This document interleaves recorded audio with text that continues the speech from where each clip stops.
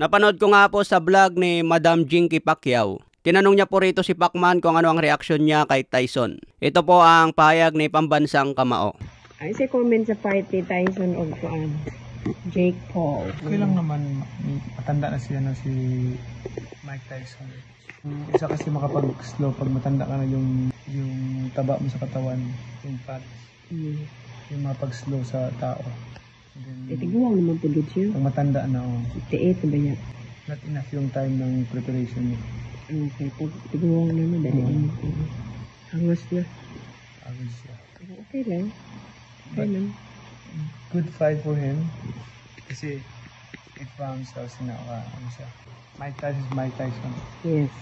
He has done a lot of things in boxing history. Legend na.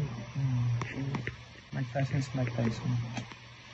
Ayan mga tol, naintindihan raw ni Pacman ang kalagayan ni Mike Tyson ngayon dahil 58 ng edad. Siguro kinulang daw sa preparasyon si Mike Tyson. Pero ganyan daw talaga mga tol kapag nagkakaedad na. Aminado rin si Pacman na bumabagal talaga ang galawan at hindi na tulad ng dati. 58 na si Mike Tyson mga tol at lumaban pa. Siyempre panalo pa rin si Mike Tyson dyan dahil kumita po siya na mahigit $20 million. Ang mahalaga hindi po na injury at nasaktan si Mike Tyson. Parang nakipag-sparring lang kay Jake Paul sa loob ng 8 rounds. Sa ibang banda laban kanina ni William Cepeda versus Tevin Farmer. May kartada ito na 33 wins, 8 KOs, may 7 talo, edad 34.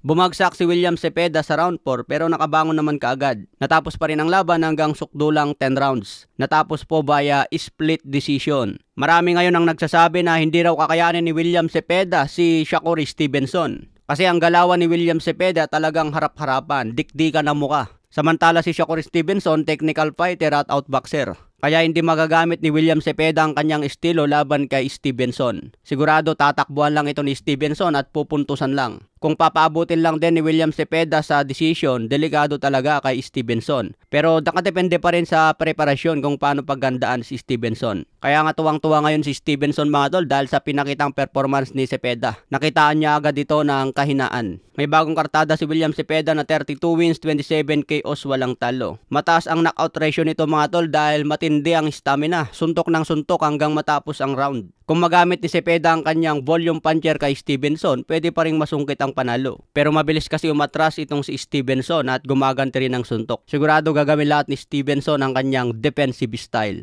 Magagamit ni Stevenson dito ang defensive yakap at panay atras. Pagdating naman sa main event, laban ni Gilberto Ramirez versus Chris Smith. May kartada si Smith na 20 wins, 13 KOs, may 2 talo. Edad 34 ito at binigyan niya ng matinding laban si Gilberto Ramirez. Umabot ang laban nila hanggang sukdulang 12 rounds at nakuha ni Ramirez ang panalo via unanimous decision. Si Gilberto Ramirez na ngayon ang unified WBA at WBO sa cruiserweight division. Sinabi ni Gilberto Ramirez, idol daw niya si Alexandre Usyk kaya gusto niya ito makalaban. Nagkaroon lang ng isang talo si Gilberto Ramirez laban kay Dimitri Bivol. Sa ngayon may kartada si Ramirez na 47 wins, 30 KOs, may 1 talo.